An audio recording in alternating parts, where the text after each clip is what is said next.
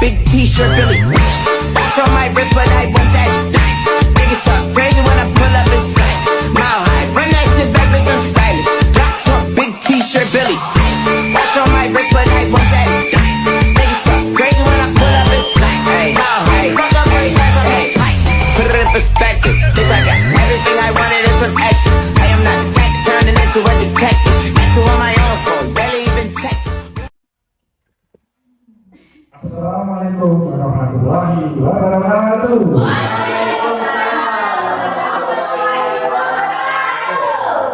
Yang saya hormati Ibu Kepala Sekolah SDN Tingkatan 1, Ibu dari Valida Kusina MPD.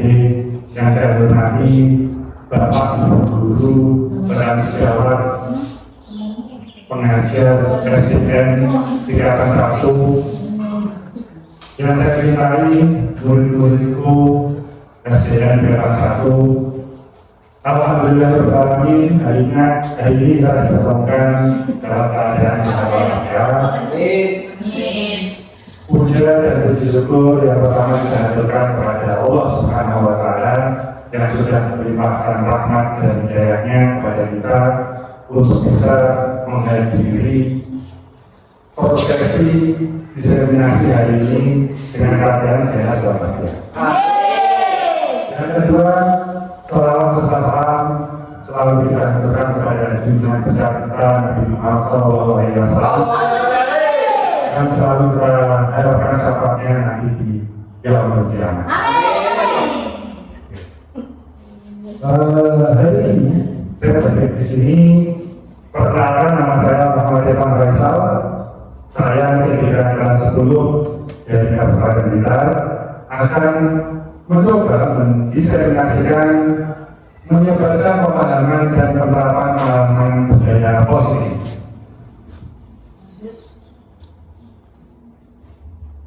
Nah, apa itu budaya positif? Ada sebuah konsep inti dari budaya positif. Yang pertama, perubahan paradigma belajar. Yang kedua, disiplin positif. Yang ketiga, nilai-nilai kebajikan. Yang keempat, kebutuhan dasar manusia. Yang kelima, motivasi perilaku manusia. Yang keenam, posisi kontrol guru. Yang ketujuh, nilai teman kelas. Dan terakhir, kedelapan, segitiga restitusi.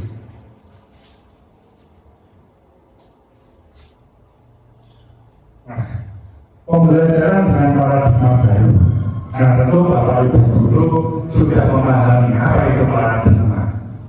Nah, coba saya ingin tanya dulu, kira-kira ada nggak yang mau coba jawab tentang paradigma itu apa? Mau jawab dengan boleh? Siapa yang mau coba? Ini kita berbeda ya Bapak Ibu ya. Jadi saya harap ada yang mau mencoba menjawab untuk disepakati apa yang berani mengambil risiko atau perlu saya oke, Buya. Mau Buya? Sebuah pemahaman atau konsep baru. Oke, pemahaman atau konsep baru. Nah, ya kalau dilihat dari judul yang terkenal itu pembelajaran dengan paradigma baru. Artinya kita sebagai guru itu diharapkan memiliki sebuah pemahaman dan paradigma atau gambaran sesuatu yang baru terkait dengan metode pembelajaran, cara mendidik siswa, memahami karakter siswa dan lain sebagainya. Nah, apa itu pembelajaran dengan paradigma baru? Itu adalah pembelajaran dengan paradigma baru merupakan pembelajaran yang dirancang berdasarkan prinsip pembelajaran berdiferensiasi. Nah, ini yang perlu garis bawahi, berdiferensiasi. Sehingga para peserta didik belajar sesuai dengan kebutuhannya berdasarkan tahap perkembangan sesuai teori psikologi modern untuk mewujudkan profil belajar Pancasila. Nah, jika ada berdiferensiasi dan profil belajar Pancasila, ternyata untuk membuat sebuah output yang menarik dan berhasil dari profil belajar Pancasila itu kita perlu berdiferensiasi. Nah, berdiferensiasi itu sendiri artinya kebutuhan belajar anak itu bermacam-macam sesuai dengan kemampuan anaknya, sesuai dengan kemauan anaknya, sesuai dengan kebutuhan belajarnya. Nah, artinya apa? Ada pepatah yang mengatakan bahwa jangan paksa ikan untuk mengajak pohon. Nah, kenapa? Karena setiap anak itu punya keistimewaan masing-masing. Kita nggak bisa memaksakan setiap anak untuk memiliki gaya belajar tertentu, hasil belajar tertentu itu nggak bisa. Karena semua punya keunikan dan kodratnya masing-masing. Nah, kemudian perubahan paradigma kegiatan kepalaan tangan. Nah, apa sih kegiatan kepalaan tangan ini? Kalau saya jelaskan nanti Bapak Ibu pasti akan bingung. Sekarang coba kita langsung praktekkan aja. Oke, Bu Bisa. Oke, dengan Mbak Bisa. Nanti bisa pegang sesuatu, cara memberikan sesuatu untuk Bisa. Anggap ini adalah sebuah barang yang paling berharga untuk Bisa. Nah, oke, sekarang Bu Lia dan kawan coba bagaimana cara Buya untuk menyuruh Bu Isna tentang kepala tangannya. Nah, Bu Isna juga gitu, bagaimana Bu Isna untuk terus bertahan, mempertahankan diri agar tangannya tidak berubah. Oke, boleh, tapi jangan pakai terasa. Kalau saya meraihnya, Boleh. Isna, kalau minta aku ini berikan kepadaku. Boleh. Tetap nggak boleh, Pak. Tidak boleh, Pak. Masalah yang lain Bu, ada bagaimana adanya Saya saja, Pak. Oh, disuap. Kemudian kasih. Ini agak berbeda. Saya swab dengan uang 1 juta. Gak mau? Tetap nggak mau, Pak. Tidak mau. Dan Bu Isna tidak materi. Ya, jadi kesimpulannya apa, Bapak Ibu Guru dari contoh perilaku yang dilakukan oleh Bu Isna dan Bu Lia. Jadi maksud berapa? Kita tidak bisa memaksakan orang lain untuk apa ya namanya? Kita tidak bisa memaksakan orang lain untuk memberikan apa yang sudah dimiliki oleh dirinya sendiri. Contoh seperti saya mempunyai kelebihan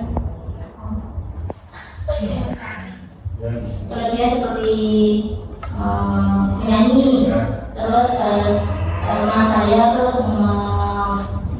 memaksa saya untuk memaksa saya untuk mengenali, itu kan tidak sesuai dengan apa yang saya inginkan. Jadi keinginan itu tidak bisa dipaksakan untuk orang lain. Oke, terima kasih semua. Terima kasih Bu Lia, jawabannya sangat menarik ya. Jadi kita tidak bisa memaksakan anak didik kita untuk menerima sesuatu yang bukan atau tidak mereka inginkan. Nah, seperti itu. Nah, nanti juga Boleh. ya, mau siapa Saya Pak Irfan. boleh, silakan. Contoh gini. Tadi Bu Bu Tika. kan keahliannya menyanyi ya. Ya. Tapi ini yang diutamakan atau yang dipakai di sini kan pembelajaran ya Pak ya. Ya. Nah, tapi gimana? Atau menyampaikan materi ini harus bisa semuanya bisa. Ini kan kita bisa nari, tapi ini pembelajarannya makanya tari. Terus gimana? Harus menyampaikannya. Ini kan masalahnya pembelajaran Pak Irfan. Bukan masalah budikanya bisa menyanyi, tapi kan pembelajaran atau materinya menari. Gimana? Terima kasih Pak Irfan, pertanyaan yang sangat menarik. Nah, jadi artinya di sini kita bermain atau melakukan kegiatan perubahan paradigma dengan kepala itu bukan berarti misalnya budaya itu tadinya menyanyi, tapi pembelajaran saat itu adalah menyanyi. Bukan berarti dia tidak boleh menyanyi atau dia tidak ingin menyanyi. Ketika dia harus menyanyi, maka yang terpenting adalah prosesnya, bukan outputnya. Misalnya ketika menari tidak sesuai ekspektasi dari teman-teman atau dari guru, harusnya kamu seperti ini, harusnya kamu seperti ini. Ya, tapi bagaimana proses dia belajar? Nah, ketika proses belajar itu dia akan mengambil sebuah pelajaran yang bermakna bagi dia itu sendiri. Begitu. jadi bagaimana kita mempertahankan motivasi, mempertahankan kemampuan belajar, itu yang penting dari kegiatan untuk membuka kepala anak tadi. Nah, ada disosiasi tentang teori kontrol. Nah, disosiasi ini artinya apa? Artinya adalah ada kesamaan konsep tentang teori kontrol. Nah, teori kontrol itu ada ilusi guru mengontrol murid. Jadi guru itu punya harapan untuk mengontrol murid. Ternyata itu disosiasi. Kemudian ilusi bahwa ini yang membuat rasa bersalah mampu melakukan karakter.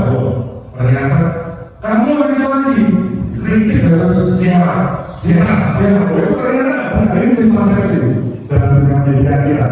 Nah, kemudian ilusi bahwa orang dewasa berat masalah. Karena kita itu orang dewasa, kita menghadapi situasi kita, kita bisa melaksanakan sesuai dengan kemampuan tahu enggak. Jadi kita harus setara dengan mereka. Artinya salah itu bukan berarti guru dan murid sama levelnya, tapi bagaimana kita bisa menghormati dan saling menghargai. Nah, yang pertama harus bahwa semua penguatan positif, efektif dan bermanfaat. Nah, ini artinya adalah semua penguatan positif, efektif dan bermanfaat ternyata enggak juga. Ternyata itu sebuah disosiasi ada beberapa dari lanjut. Nah, mengubah paradigma stimulus respon atau pendekatan teori kontrol. Nah, stimulus respon ini ada realitas atau kebutuhan kita semua. Teori kontrolnya adalah realitas atau kebutuhan kita berbeda. Jadi setiap orang itu memiliki kebutuhan yang berbeda-beda. Ini tidak hanya tapi orang dewasa sudah sama. Nah, kemudian semua orang melihat hal yang sama stimulus responnya. Teori kontrolnya ternyata setiap orang memiliki gambaran yang berbeda. Nah, terutama dalam menyikapi sebuah problem atau sebuah isu. Selanjutnya, kita mencoba mengubah orang agar berpandangan sama dengan kita. Nah, itu ternyata enggak. Jadi semua orang itu punya cara pandang masing-masing melihat sebuah permasalahan dan dunia. Kemudian stimulus responnya adalah perilaku buruk dilihat sebagai suatu kesalahan. Ternyata semua perilaku memiliki tujuan. Nah, ternyata setiap orang itu punya tujuannya masing-masing. Ada lagi orang lain bisa mengontrol saya. Ternyata hanya ada yang bisa mengontrol diri Anda sendiri. Ada lagi saya bisa mengontrol orang lain. Anda tidak bisa mengontrol orang lain. Contohnya apa? Contohnya Bapak bilang punya suami istri. Apakah Anda bisa mengontrol suami dan istri Bapak itu? Bisa. Nah, pasti tidak semua hal bisa dipaksakan ya. Nah, kemudian pemaksaan ada pada saat bujukan gagal. Nah, ini biasanya ibu kita nggak langsung membusuk. Ya, ya. Ya. Kemudian model berpikir menang atau kalah. Nah, ternyata model-modelnya adalah model berpikir menang-menang. Kalau kita tidak bisa berpikir bahwa kita harus menang, dan menang. Kita lanjutkan. Nah, ada disiplin positif. Nah, disiplin positif ini berasal dari kata disiplina yang berarti belajar. Nah, ternyata kita mungkin berkata ya, disiplina itu ternyata artinya belajar. Disiplin artinya belajar. Saya sendiri juga agak kaget. Oh, ternyata belajar ini pengetahuan baru juga berkira. Disiplin mengacu pada disiplin diri yang memiliki tanggung jawab terhadap apa yang dilakukan berdasarkan nilai-nilai yang diyakini. Disiplin positif merupakan salah satu cara penerapan disiplin yang bertujuan untuk menumbuhkan kesadaran serta memberdayakan peserta didik tanpa imbalan penghargaan, ancaman atau hukuman. Nilai-nilai berisikan, nilai-nilai yang disepakati bersama, lepas dari suku bangsa, agama, bahasa, maupun latar belakangnya. Nah, karena keberisikan ini sifatnya universal, namanya pada keberisikan menurut agama Islam, agama Kristen itu sebenarnya sebuah nilai kebaikan itu sama namanya. yang membedakan ini adalah mulai ajaran-ajarannya.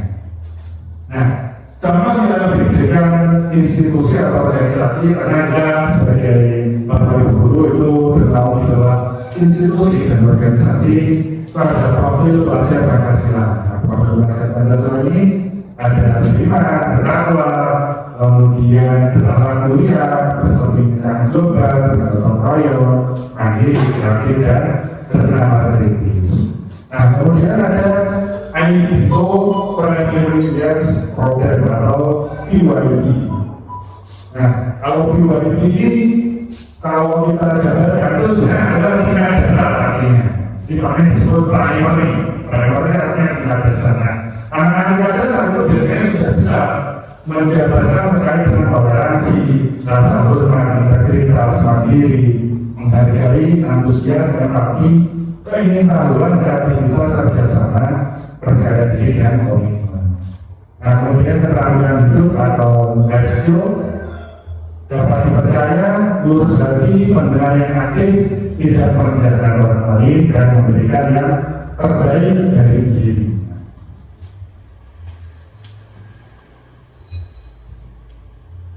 Kebutuhan dasar manusia. Nah, ini karena kita sebagai manusia, sebenarnya ini penting buat kita.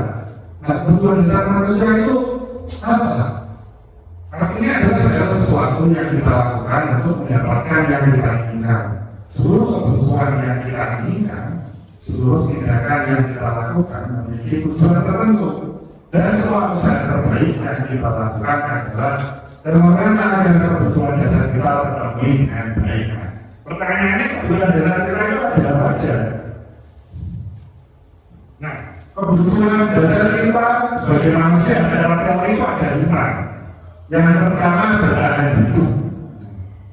Bertahan hidup itu ada makanan, jelas ya. Ini ada makanan. Kemudian pakaian. Ada kita yang banyak baju, tetap ada baju. Sampai penuh. Ya, bintang. Berarti bukan dasar ya? Bukan dasar. Bukan kita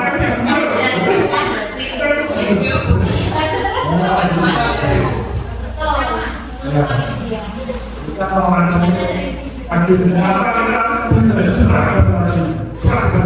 itu sudah diterapkan. Ya, berarti kita sudah menerapkan dengan baik. Ya, betul. Kemudian alhamdulillah suka mempunyai keluarga yang aman dan benar ya di sini. Dan masih di rumah mertua. Ya, yang ini sudah alhamdulillah.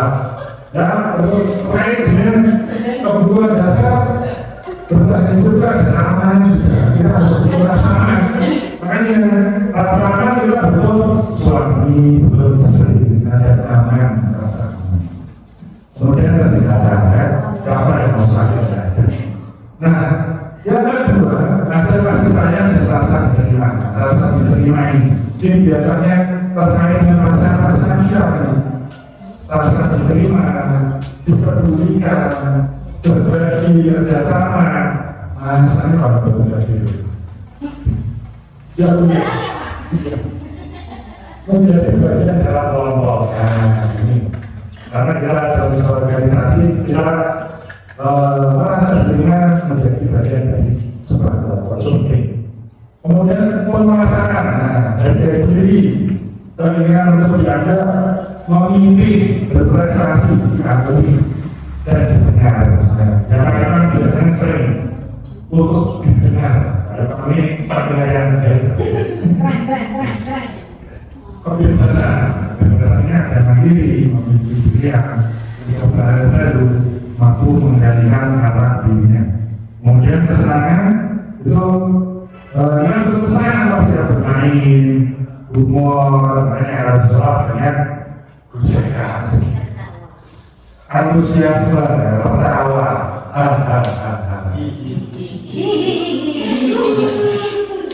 Oke. Nah, selanjutnya terkait dengan motivasi perilaku manusia. Ya. Motivasi perilaku manusia untuk menghindari ketidaknyamanan atau hukuman. Nah, itu ada motivasi eksistensial. Ini kita sebagai guru, makanya kita harus bisa memberikan motivasi pada siswa. Bahkan guru juga harus punya motivasi dalam Nah, motivasi ekstrim itu maksudnya motivasi yang berasal dari mana?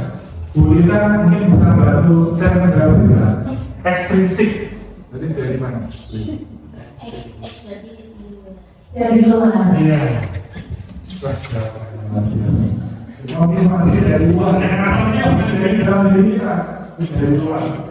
Apakah misalnya kita ada kepala sekolah, jadi kepala sekolah masuk. Jadi saya harus masuk jam sebelum 7. Pak, besok kepala sekolah izin.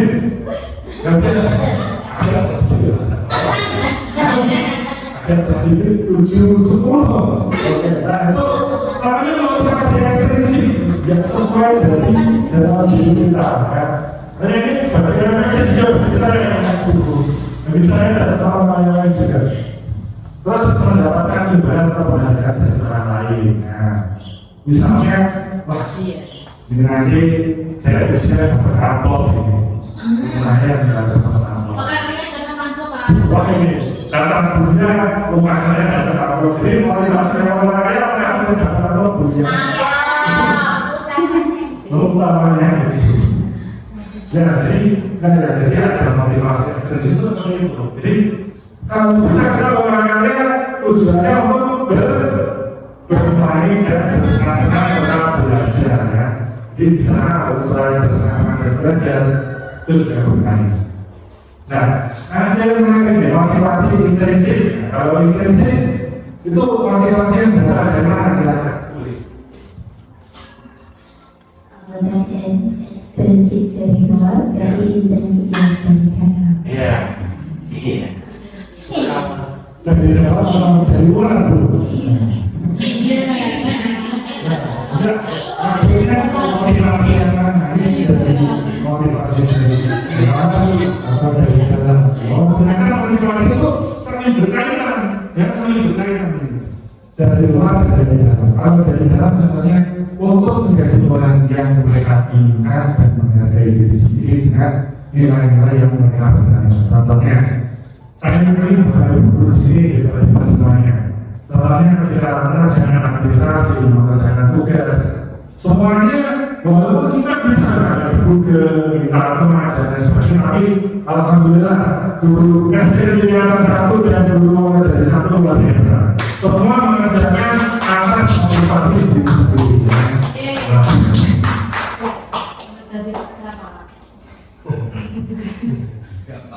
Ya. Nah, sekarang wilayah tadi hubungan konsekuensi dan restitusi. Nah, apa sih bedanya hubungan konsekuensi dan restitusi? Nah, ini biasanya sebagai seorang pendidik kita sering menghadapi hal ini. Ada hukuman, konsekuensi, restitusi. Hukuman itu jadinya tidak terencana atau tiba-tiba. Kemudian murid tidak tahu apa yang akan terjadi atau tidak dilibatkan. Kemudian bersifat satu arah, yang terakhir berupa hukuman isi atau siksa. Saya mau tanya sebagai seorang pendidik, pernah nggak kalian menghukum murid kalian? Nah, nggak apa-apa. Pernah. Ya. Oke, Pak Iman, saya boleh minta salah satu contoh yang mungkin Pak Iman pernah lakukan. Dari kalau dari saya pribadi kan guru mapel olahraga. Ya. Iya. Ya fisik tapi tidak sekeras mungkin lah. Mungkin cuma suruh lari lapangan, lapangan, poli 2 kali, 3 kali. Kalau yang tidak pakai berjumlah kayak yang umum semacam. Kalau masalah kis mungkin kis lah, yang hati ya. Sampai kalau yang sengki ini enggak. Hanya nanti takutnya trauma dan terima kasih banyak. Betul. Jawaban apa yang saya lakukan tadi? Misalnya ada yang tidak memakai dari Dari yang konkret. tidak pakai sampai Cukup bagaimana?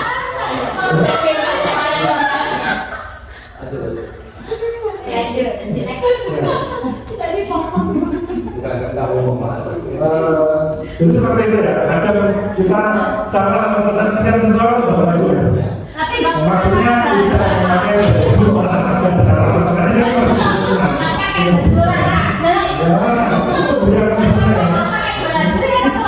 masih terpotong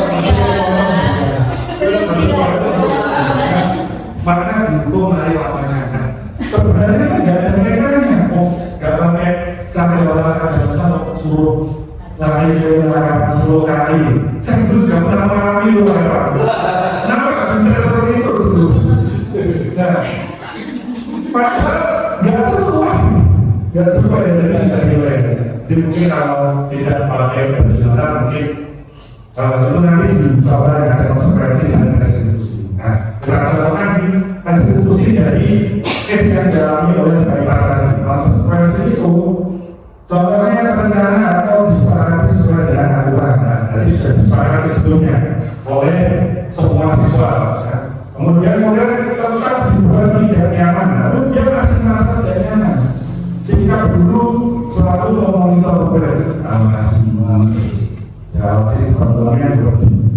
Nah, terus saya ini, contohnya jasa pribadi karena tidak menggunakan seragam olahraga secara lengkap, disuruh keliling lapangan itu jelasnya hukuman tidak sesuai. Misalnya konsekuensi itu apa? Karena misalnya terlambat masuk lapangannya ya Pak. Kemudian Pak Ipan sudah memimpin murid-murid yang lain untuk keliling lapangan sebagai bentuk pemanasan selama 5 putaran. Kemudian mereka itu bermasuk, saya siap bermasuk. Nah, siap ternyata masuk dan dulu pemanasan. Tiba-tiba mau ikut langsung terdalam ini pembelajaran olahraga. Tentu nggak bisa. Itu namanya kalau mereka memberikan, kamu keliling dulu lapangan 5 kali putaran. Baru nanti soalnya bergabung ke dalam pembelajaran olahraga kita. Nah, itu namanya konsekuensi. Artinya anak-anak itu juga merasa punya tanggung jawab terhadap apa yang harus dia lakukan. Nah, kemudian yang ketiga ini ada restitusi. Nah, restitusi ini proses menciptakan kondisi bagi untuk memperbaiki kesalahan. Kemudian proses kolaborasi yang mengajarkan murid untuk mencari solusi sendiri. Nah, ini perlu dari sebagai mencari solusi. Nah, bukunya mungkin bukunya akan saya pernah dengar caranya pernah melakukan restitusi restitusi dengan siswanya. Kita mau dengar cerita dari Bulia. Terima kasih waktu yang diberikan.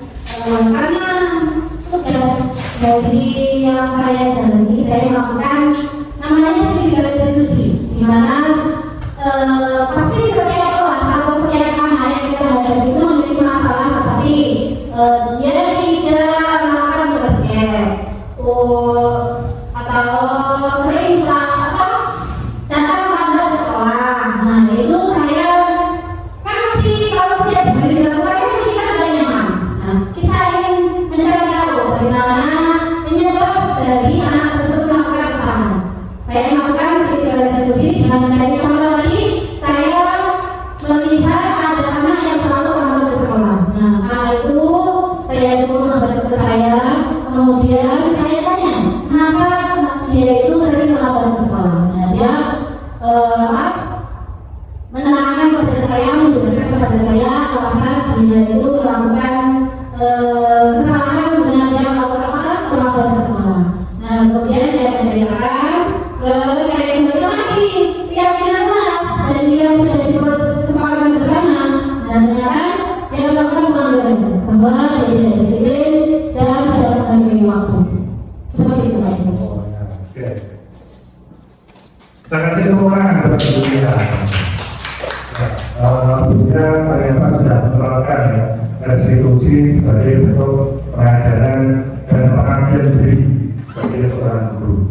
Nah, jadi artinya apa tadi dari kasus yang diceritakan oleh Bulia, guru memberikan ajaran untuk mencari solusi masalah atau memecahkan masalah yang dialami oleh siswa itu sendiri.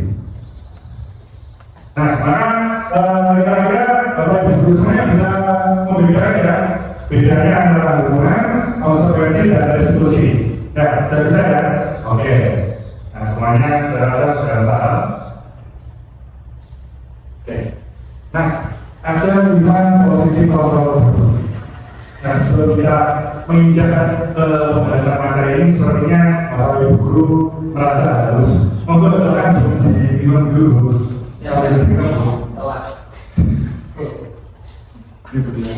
Terima kasih Pak Irfan. Untuk di minum dulu.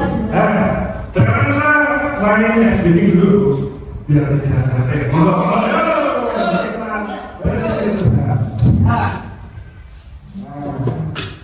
Nah, ini prosesnya adalah adalah saudara di sini. Jumlahnya kebetulan lengkapnya.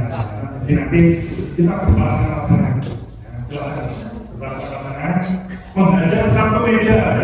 Pasangannya itu satu meja. Satu meja satu pasangan. Jadi 2 orang pada satu meja. Atau 2 orang pada satu meja. Nah, sekarang ini prosesnya adalah silakan tunjuk barang berharga yang paling berharga di meja masing-masing semua. Dan berharga.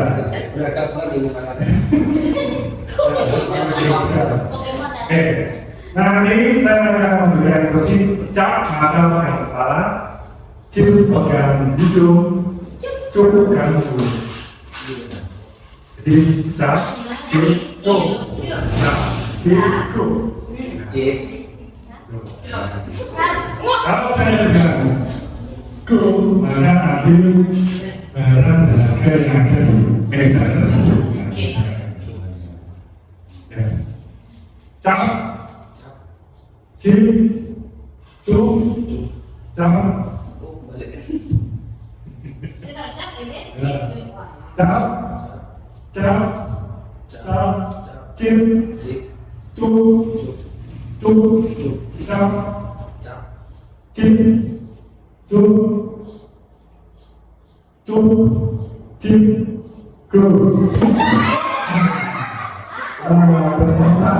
yang salah satu BPK di sana.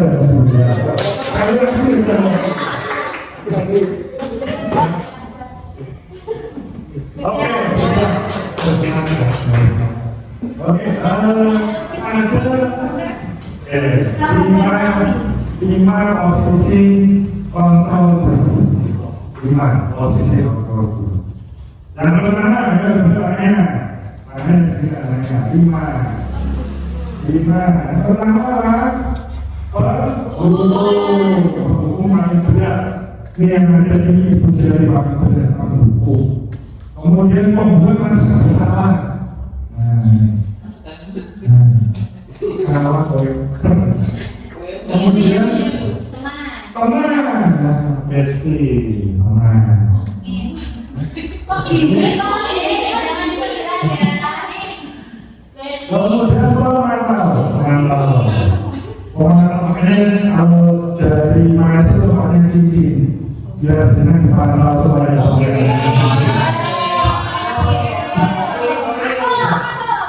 Yang kelima manajer. Manajer kok paling kecil ya? Ya. Ada manajer. Karena manajer itu paling imut. Paling imut manajer. Karena itu banyak yang imut juga. Lanjut. Nah, contoh penerapan 5 posisi kontrol. Nah, ini ada salah satu kasus. Siswa tidak memakai atribut saat upacara berbeda. Nah, kalau hukum itu benar berbeda sama satu jam. Apa hubungannya? Kalau mereka tidak menggunakan misalnya dasi, ya konsekuensinya harus hukuman itu sifatnya seperti itu. Makanya tidak relate. Makanya mereka kalau berbeda disuruh hormat di bawah berbeda sama satu jam. Yang ada malah bukannya mereka cedera atau mereka berusaha memperbaiki kesalahan, malah cedera. Jadi kalau dihukum trauma. Yang harus terkumpul bersenang di dalam hukum seperti itu. Nah, kemudian ada ini guru yang membuat rasa bersalah, ini guru yang mengintimidasi. Nah, berapa kali Bapak harus memberitahu kamu selalu saja mengecewakan ibu atau bapak guru. Panggil mulai dari bola deh. biasanya menurut saya juga begitu mas. Dan ini saya juga belajar dari itu. Nah, jadi membuat merasa bersalah, biar murid merasa salah. Enggak salah. Karena kalau murid mau merasa salah, biasanya kalau si guru yang membuat rasa bersalah ini belum puas, pengen merasa salah. Begitu. Nah, selanjutnya ada yang sebagai teman, nah ini biasanya ibu-ibu ini sebagai teman. Bapak nggak bisa? Bisa juga, ayo malah teman. Dan biasanya ibu-ibu itu tampil sebagai teman. Ayo belum diajar sekolah, tolong bantu ibu atau bapak. Ya, sekali ini aja ya. Dan sudah tidak apa-apa, lain kali jangan berbuat seperti ini lagi ya.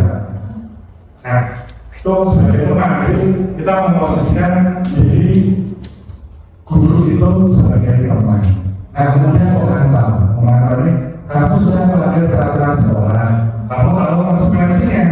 Setelah pelajaran, kamu tidak beroperasi dan misalnya bulan lagi. Nah, ini contoh tadi. Akan tidak cocok kalau sifatnya hukum langsung berbeda sama satu jam. Jadi kalau bisa malah jadi masalah kita bisa dilaporkan ke Komnas Anak. Sekarang benar-benar Komnas Anak, dan Komnas ini. Nah, makanya ini ada pemantauan. Silahkan beli atau kalau teman-teman nanti soal perencanaan ambil ulang.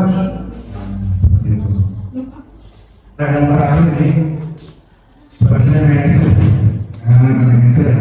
Manajer ini siswa tidak memakai aktivitas atau pelajaran berbeda. Apakah kamu tahu kesalahanmu? Kira-kira bagaimana kamu memperbaiki kesalahanmu? Nah, itu seperti yang dilakukan nanti oleh salah satu teman kita, berbeda dia. Terus juga melakukan salah satu kegiatan ini dan berposisi sebagai manajer di 5 posisi kontrol guru.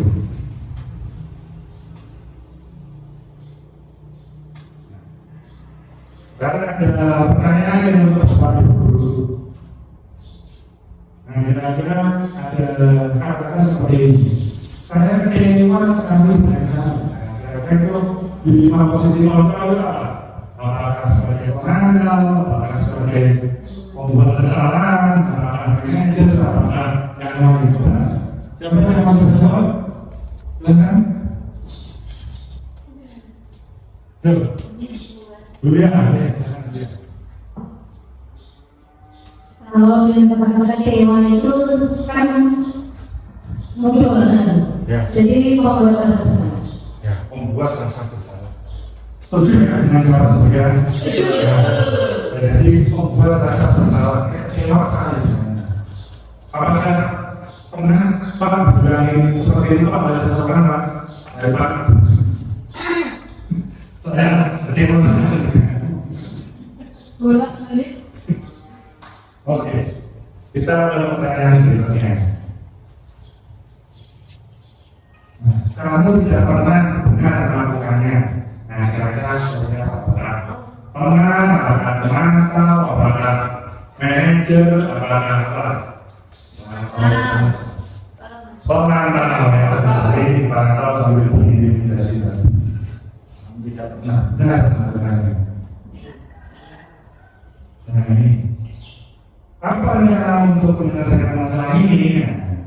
Itulah cara itu betul. Ya, betul ya. Yang harus mungkin manajer ya, manajer.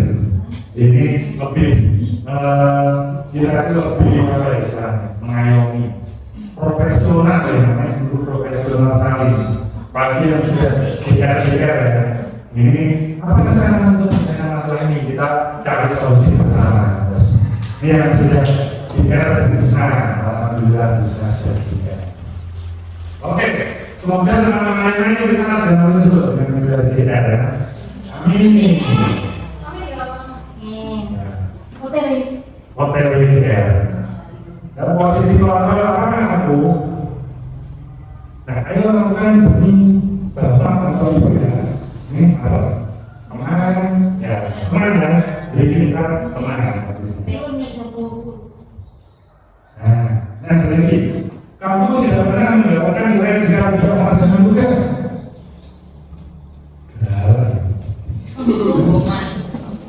Menghukum ya, oke, bagus. Keyakinan kelas. Mengapa keyakinan kelas? Mengapa bukan pelajaran kelas? Yang mau coba jawab ini? Ya, mengapa keyakinan kelas? Mengapa bukan pelajaran kelas? Ini buktinya mau coba jawab bisa? Saya coba dengan jawab ya Pak. Ya. Menurut saya kalau keyakinan kelas itu kesepakatan semula.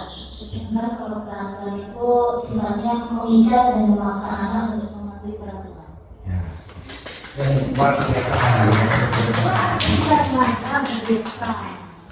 Jadi kalau betul ini kenapa keyakinan kelas? Keyakinan kelas itu kesepakatan bersama. Kita menyepakati bersama untuk memaslahatkan bersama, kebaikan bersama itu adalah keyakinan kelas. Kalau peraturan itu biasanya dibikin oleh salah satu orang aja dan sifatnya mengikat karena tidak sesuai dengan kemauan banyak orang. Nah, pembentukan keyakinan kelas itu ini salah satu ciri-cirinya. Kita nanti setelah pulang dari sini, setelah itu besok ketika waktu kita bisa membuat sebuah keyakinan kelas ukuran berpikiran. Dan pertama salah satunya apa? Ciri-cirinya bersifat abstrak, kemudian berupa pernyataan universal. Artinya semua orang bisa mengambil atau bisa menerima kebijakan itu. Dibuat dalam pernyataan yang positif, tidak boleh jangan menggunakan kata jangan itu tidak boleh, dilarang itu tidak boleh karena itu bukan kata-kata yang positif. Kemudian sedikit saja ada yang mudah dipahami, kalau sebenarnya banyak nanti bisa diterapkan dan dipahami. Kemudian sesuai dengan kondisi kelas dan sekolah saja mudah diterapkan. Jadi kita harus juga terkait dengan kondisi siswa dan kelas kita. Kemudian semua warga sekolah kalau ada kelas dilibatkan dalam membuat keyakinan kelas. Ya memang semua harus dilibatkan hanya guru saja. Nah itu namanya kalau guru saja membuat peraturan kelas. Dan ada segitiga restitusi. Nah segitiga restitusi ini tadi ada sebuah proses dialog yang dijalankan oleh guru agar dapat menghasilkan murid yang mandiri dan bertanggung jawab. Itu tujuannya. Nah, segitiga restitusi itu ada validasi tindakan yang salah, kemudian menstabilkan identitas, sama mengayakan keyakinan. Nah, prinsip dasarnya terkait dengan menstabilkan identitas ini yang pertama dari segitiga restitusi itu berdasarkan prinsip pembuat kesalahan adalah bagian dari proses pembelajaran.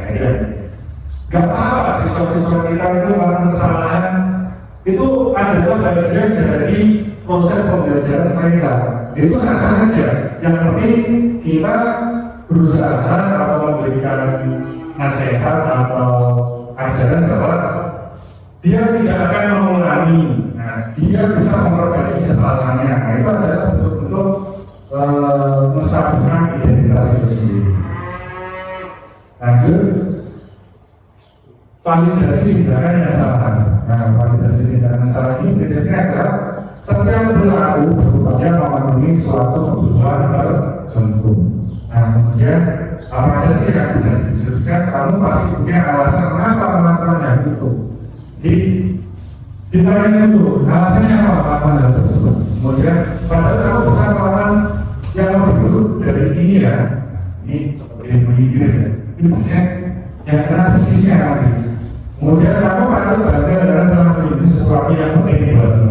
Nah ini kalau biasanya acara SMP ada namanya cek education. Ini ada masih belum awalnya anak-anak level sekolah menengah pertama. Tapi ini harus diajarkan bahwa dia harus memegang teguh dan memegang penting terkait dengan apa yang menjadi harga dirinya serta kebahagiaannya. Itu harus jadi salah satu validasi dengan saya. Ternyata yang itu mana itu adalah sebuah kesalahan besar. Nah, kemudian kamu melakukan karena mempertahankan sesuatu yang ini bagimu. Selanjutnya yang terakhir menanyakan keyakinan. Ini prinsipnya adalah yang dijalankan kita tadi dari dalam, jadi ada motivasi dari dalam yang membuat kita untuk terus berusaha menjadi lebih baik. Nah, itu adalah terkait dengan menanyakan keyakinan, di mana kita menanyakan keyakinan diri kita yang kita anggap sebagai kebenaran dan kebaikan, maka harus terus dilakukan secara terus-menerus atau berkelanjutan. Nah, ini ada perlu dibentuk terkait dengan materi hari ini. Apa sih kesimpulan yang sedang kita pelajari hari ini? Dalam menerapkan program disiplin positif, hendaknya guru memiliki standar kepribadian. Maka jangan guru itu punya standar sendiri. Kemudian kira-kira itu dicontoh oleh anak-anak di sekolah. Kemudian kita harus profesional. Kemudian memiliki sosial yang baik, di mana guru mampu merefleksi dirinya adalah posisi kontrol saat ini. Bagaimana perjalanan dirinya sebagai amo atau manajer. Maka kita harus ngomong, anak-anak kita harus ngomong, biar ukur pelan-pelan. Nah, itulah posisi kita sebagai seorang guru atau manajer harus ngomong. Ya, tujuannya apa? Untuk murid-muridnya menjadi insan yang mandiri, merdeka dan bertanggung jawab. Hidup dari standar nasional pendidikan. Karena standar nasional pendidikan ini juga harus menjadi standar kita sebagai seorang pendidik itu sendiri. Oke, sekian, terima kasih dari apa yang saya sampaikan. Mungkin ada yang mau ditanyakan? Silakan. Ya, Bu Dia, dan Bu Dia. Terima kasih. Saya mau bertanya mengenai budaya positif. Ya. Mengapa budaya positif itu penting di sekolah kita? Terima kasih. Terima kasih Bu Dia. Nah, kenapa budaya positif itu penting di sekolah kita? Karena kita sebagai seorang pendidik harus menciptakan rasa aman dan nyaman pada peserta didik. Artinya apa? Dengan budaya positif itu, ketika semua orang ke sekolah, mulai dari anak-anak, kemudian murid, guru dan sebagainya sudah memiliki budaya-budaya atau kebiasaan-kebiasaan positif, maka sekolah ini otomatis akan memiliki sesuatu yang sifatnya tentram. Jadi otomatis ada permasalahan akan sangat diatasi, kemudian akan dicari solusinya bersama dan sebagainya. Maka kalau lebih mudah, kita harus membuat sekolah itu memiliki budaya yang positif. Ini lebih seperti itu ya. Ya, terima kasih Bu ya. Ada lagi pertanyaan? Ya, Bu Lita. Terima kasih, saya mau bertanya kepada Pak Irfan. Keyakinan kelas apa yang ideal untuk murid? Terima kasih. Terima kasih. Ya, yang ideal untuk keyakinan kelas apa? Jadi kalau kita membicarakan tentang standar ideal untuk siswa, maka yang pertama harus berpihak pada siswa. Jadi keyakinan kelas ini harus berpihak pada murid. Kemudian harus memenuhi kebutuhan murid. Ya. Kemudian yang paling penting harus disepakati secara bersama. Jadi ada murid yang tidak sepakat dengan keyakinan kelas tersebut. Kalau saya masih ada anak yang merasa tidak sepakat dengan keyakinan itu, maka kemungkinan bahwa keyakinan kelas itu belum ideal. Keyakinan kelas itu masih belum diterima, belum bisa memenuhi kebutuhan murid itu. Itu Bu Lita. Ya, terima kasih. Mungkin ada lagi Bu, apa ya Bu? Terima kasih atas waktunya Bu Ika. Saya mau bertanya, bagaimana cara membangun budaya positif di lingkungan di sekolah? Terima kasih Bu Lita. dalam membangun budaya positif sekolah ya. Jadi kita sebagai guru yang termasuk dalam saat ini disebut sebagai wakil sekolah, itu memang kita harus memiliki motivasi internal yang tadi. Ada motivasi internal dan internal. Yang pertama internal. Jadi kita harus sebagai pendidik, sebagai wakil sekolah memiliki motivasi untuk menciptakan dan memberi contoh terkait dengan budaya-budaya positif dari dalam diri kita agar anak didik kita, peserta didik, kemudian lingkungan sekolah itu bisa mengikuti dan terinspirasi ya untuk melakukan hal yang sama, membangun budaya positif di sekolah. Itu Bu Uli. Terima kasih. Kita bertanya lagi. Dan cukup ya. Terima kasih. Saya ucapkan kepada Bapak Ibu semuanya telah berkenan hadir dalam disertasi hari ini. Nah, sebelum kita mengakhiri dan menutup, saya minta tolong Bapak Ibu memberikan sebuah refleksi. Saya akan memberikan kertas.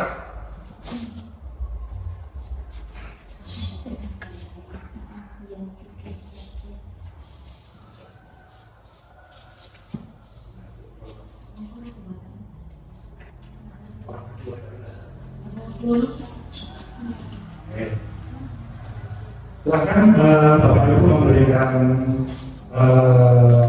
refleksi apa yang sudah Bapak Ibu dapatkan terkait dengan diskriminasi hari ini. Apa yang sudah Bapak Ibu dapatkan atau mungkin boleh Bapak Ibu rasakan apa yang Bapak Ibu rasakan dari ini. Boleh.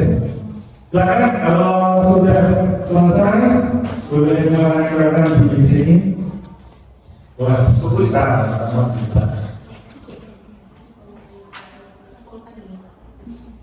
Ya.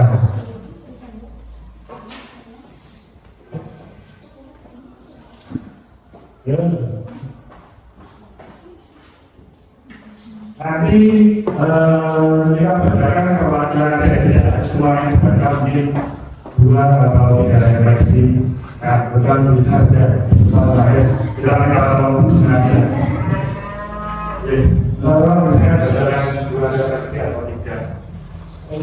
Saya akan bacakan 3 saja ya. Ya, boleh. Karena memiliki waktu. Yang pertama, refleksi pertama yaitu pentingnya budaya positif memberikan efek jangka panjang untuk peserta didik maupun warga sekolah lainnya. Refleksi yang kedua, saya dapat memahami bahwa sekolah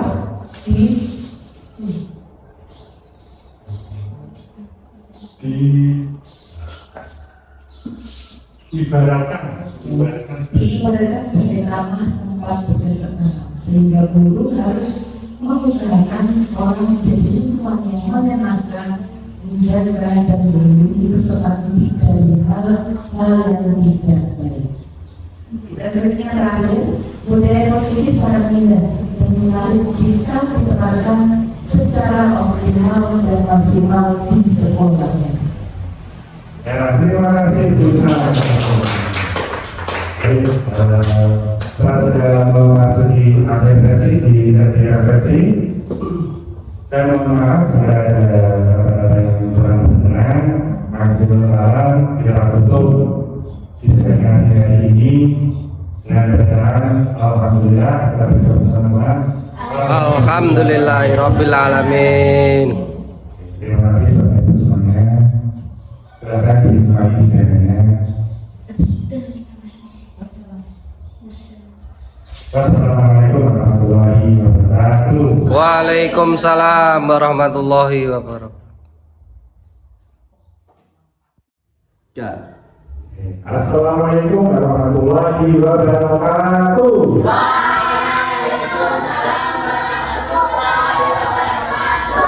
Gimana kabarnya hari ini sehat? Alhamdulillah. Nah, hari ini Pak Iwan akan menjelaskan sebuah keyakinan kelas. Kenapa loh kita harus membuat keyakinan kelas? Nanti Pak Iwan akan jelaskan kepada kalian. Nah, apa itu keyakinan kelas? kelas, apa bedanya dengan peraturan kelas? Kenapa kok kamu tidak menggunakan peraturan kelas saja? Kan biasanya kita harus mengatur peraturan kan? Ternyata keyakinan kelas dan peraturan kelas itu berbeda.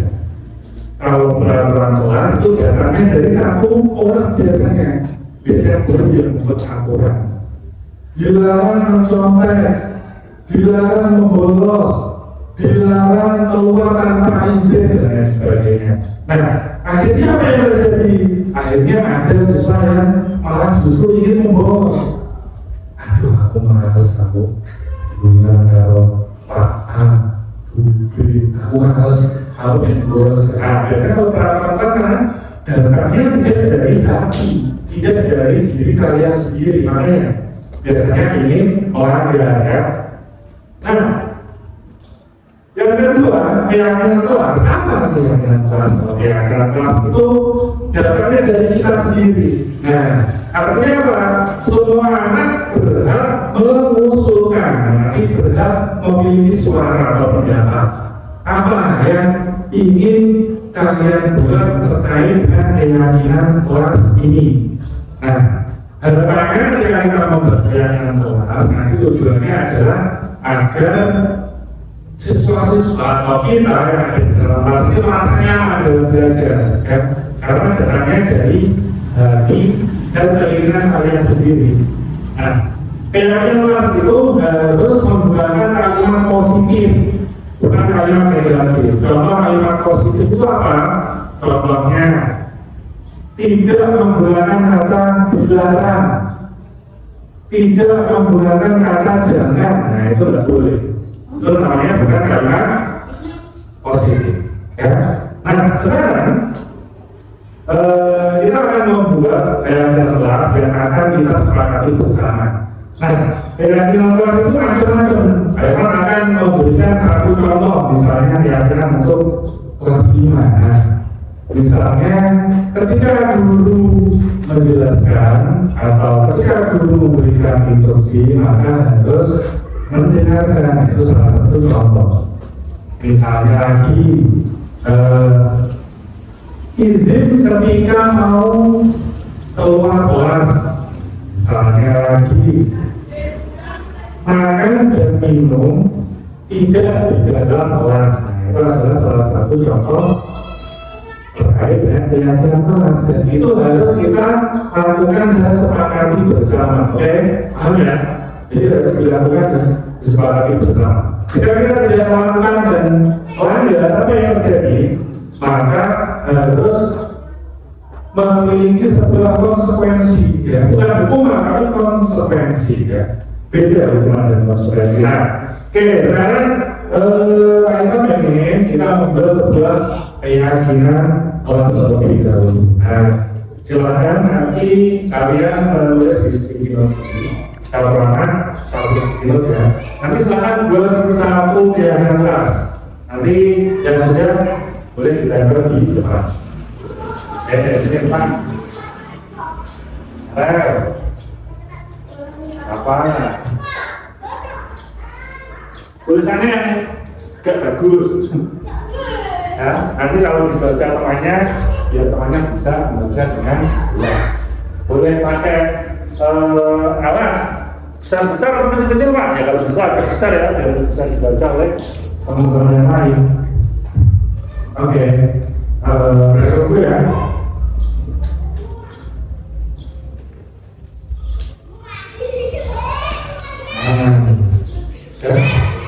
Yang sudah boleh langsung menempel di depan sini. Ini mereka sudah menyiapkan dengan pas untuk kita.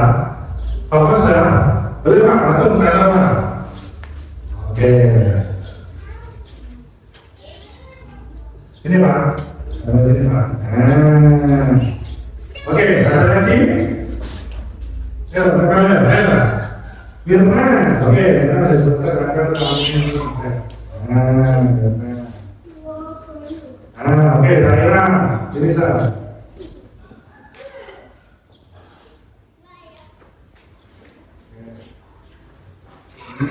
Jalan. Kemudian di bawahnya, jadi Saira, oke. Oke, mas dulu sini, mas sini, mas. Sini, mas.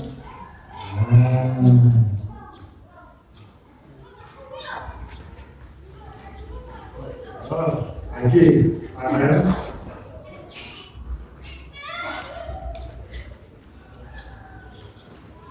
Gak ada lagi? Belum? Oke, nggak apa-apa. Oke, terima kasih Pak. Oke, nah, ya, silakan coba kita lihat. Pak Irfan akan mewakili membaca keyakinan kelas yang sudah kalian di sini ya. Yang pertama, menyimak penjelasan guru. Nah, sepakat ya keyakinan kelas ini. Menyimak penjelasan guru, jadi kalau guru ngomong di depan, guru menjelaskan, guru memberikan itu, kira-kira ada harus mendengarkan atau enggak? Kemudian empati terhadap teman, kalau misalnya nggak punya yang kesusahan, temennya nggak punya pulpen, temennya nggak bawa barang, misalnya ketinggalan atau lagi merasa tidak bahagia, kira-kira kalian harus berempati atau enggak? Ya, empati itu peduli, jadi kita harus peduli sama teman kita. Dan selanjutnya ada masuk sekolah tepat waktu. Setuju nggak ini? Masuk sekolah tepat waktu atau harus sekolah nggak? Tepat waktu ya. Tepat waktu itu namanya disiplin. Nah, setuju ya dari kata lainnya disiplin. Nah, ini dari teman dan guru. Nah, ini kebetulan hampir sama ya dengan berempati tadi itu menjatuh. Berempati tadi hampir sama. Berarti kita ambil salah satu aja. Jadi berempati dan menghargai teman dan guru. Kita ambil satu kesimpulan ini. Terus memakai seragam lengkap. Nah, ini memakai seragam lengkap. Atribut kita harus benar atau enggak? Nah, itu termasuk dari disiplin ya. Atribut seragam harus tetap, kalau belajarnya harus pakai topi, kalau sholat pakai kopiah, kalau yang wanita berarti harus menggunakan mukena, seperti itu. Tepat waktu masuk kelas dan keluar kelas, ini sama ya. Tepat waktu begini berarti harus tepat waktu keluar kelas, masuk kelas. Kemudian misalnya, kali guru masuk ke masuk, ya udah aku nyari aja dulu di depan aja. Nah itu boleh atau enggak? Ada biasa tujuan, nggak boleh. Karena itu tidak sesuai dengan keyakinan kelas kita. Jadi kalau saya ada teman kalian yang belum masuk, ada yang masuk, ada boleh mengambil. Nah selanjutnya bertanya jika tidak tahu. Ya. Jadi silakan bertanya jika belum paham atau belum tahu. Kalau mau bertanya berarti harus gimana dulu? Mas langsung, Pak, gitu. Boleh nggak seperti itu? Kalau mau bertanya berarti harus angkat tangan dulu, ya. Sebagai tanda kita tidak menolak orang lain. Dia harus mengangkat tangan sebelum bertanya.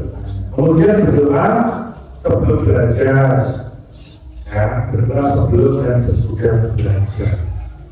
Jadi ketika masuk kelas tuh kita mau belajar berdoa, kemudian ketika kita keluar kelas mau pulang itu juga harus berdoa dulu. Sepakat dengan keyakinan kelas kita? Sepakat ya. Berarti nanti Pak Irfan akan menuliskan keyakinan kelas yang sudah kalian buat ini. Pak Irfan akan ketikkan, akan taruhin di kertas yang bagus, nanti ditempel di depan kelas atau samping kelas. Jadi ketika kalian nanti melanggar, maka kalian harus siapkan konsekuensinya. Nah, hebat ya kalian sudah membuat keyakinan kelas yang harus kalian sepakati. Maka tujuannya adalah kita membuat keyakinan kelas ini agar kita nyaman dalam belajar dan berinteraksi dengan guru serta siswa yang lain. Oke? Bisa dipahami kan? Bisa. Terima kasih banyak. Saya akhiri ya. Untuk keyakinan kelas kita sudah kita sepakati bersama. Wassalamualaikum warahmatullahi wabarakatuh. Waalaikumsalam warahmatullahi wabarakatuh. Assalamualaikum warahmatullahi wabarakatuh. Perkenalkan nama saya Talita Alia Wibisono dari kelas 6. Saya telah membuat keyakinan kelas bersama Pak Irfan dan saya akan melakukan keyakinan kelas itu. Terima kasih. Wassalamualaikum warahmatullahi wabarakatuh. Assalamualaikum warahmatullahi wabarakatuh. Perkenalkan, nama saya Mirnawati Bisono, saya dari kelas 5. Hari ini Pak Irfan telah membuat keyakinan kelas bersama kami dan kami akan melakukan keyakinan kelas itu. Wassalamualaikum warahmatullahi wabarakatuh.